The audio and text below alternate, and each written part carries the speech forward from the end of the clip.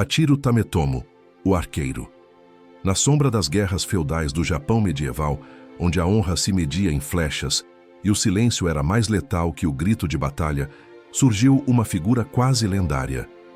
Hachiro Tametomo não era um general com exércitos a seus pés, nem um daimyo cujo nome ecoava em decretos imperiais. Era um guerreiro solitário, cuja precisão com o arco transformava o simples ato de disparar em uma arte quase mística.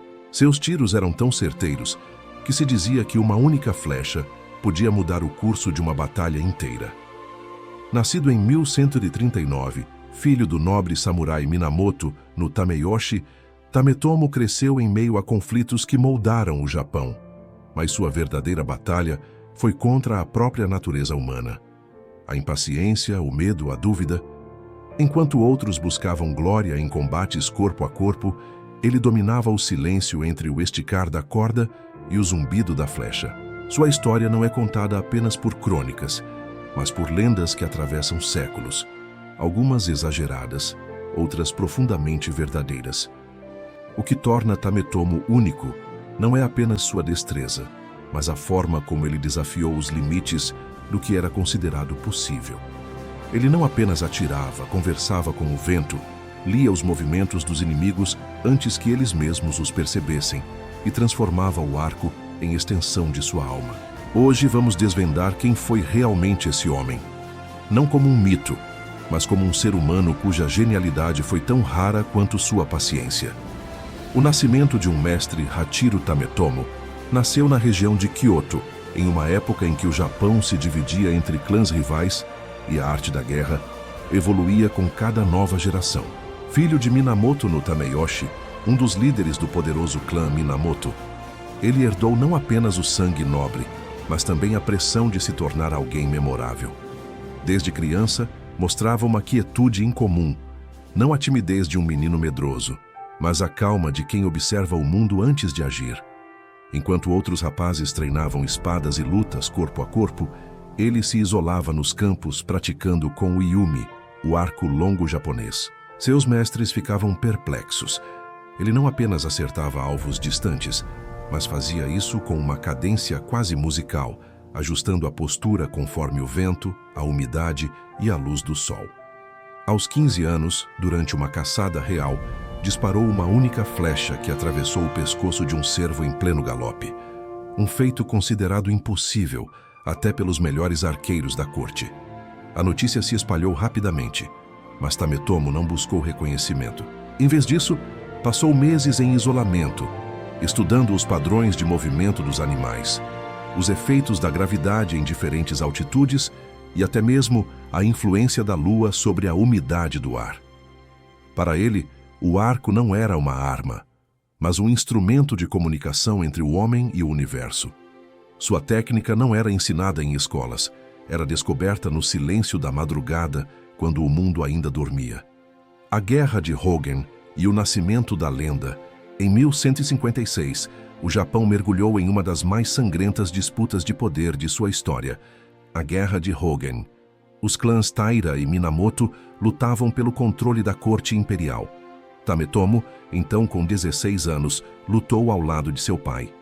Durante o cerco ao palácio de Sanjo, ele subiu à torre mais alta da fortaleza e, com apenas 3 flechas, abateu 3 comandantes inimigos. Cada disparo foi preciso, cada um em um momento crítico.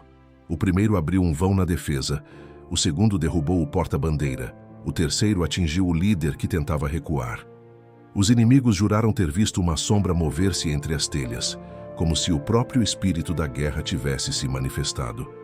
Mas, ao fim da revolta, os Taira venceram e o jovem arqueiro foi capturado. Mesmo derrotado, seu nome se espalhou pelo Japão. Os sobreviventes o chamavam de a flecha que não erra, e sua reputação ultrapassou o campo de batalha. Contudo, Tametomo não se orgulhava da fama. Em vez disso, passou a questionar a natureza da violência. Por que um homem que podia acertar um alvo a 200 passos precisava matar para provar seu valor?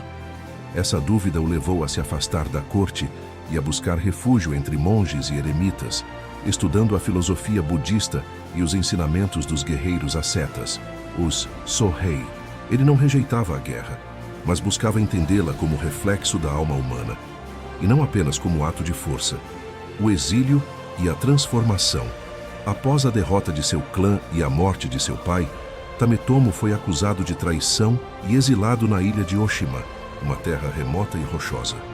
Ali, muitos esperavam que ele morresse esquecido, mas o isolamento se tornou sua redenção. Enquanto outros se entregavam à amargura, ele construiu uma pequena cabana voltada para o mar, onde passava dias observando o vento e as marés.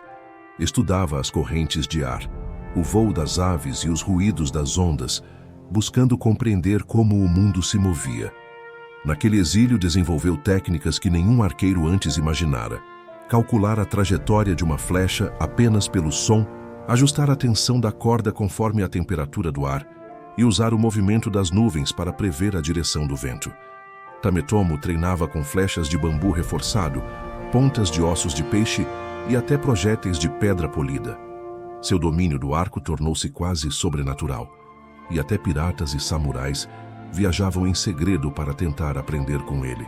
Disse que ele chegou a enfrentar invasores em Oshima e os derrotou sozinho, fazendo os inimigos acreditarem que enfrentavam um exército inteiro. A última flecha. Os registros oficiais se calam após o exílio, mas as lendas continuam.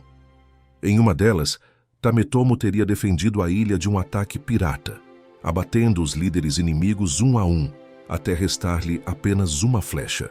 Quando os piratas fugiram, ele quebrou o arco, ajoelhou-se e realizou o seppuku, a morte honrosa dos samurais.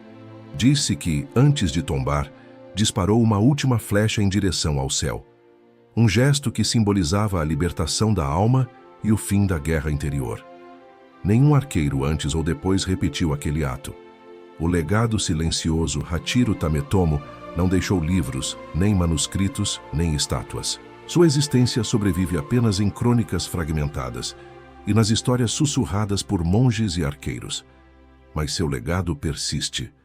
Nos campos de tiro modernos, onde computadores calculam trajetórias e sensores medem o vento, ainda se fala da técnica de Tametomo.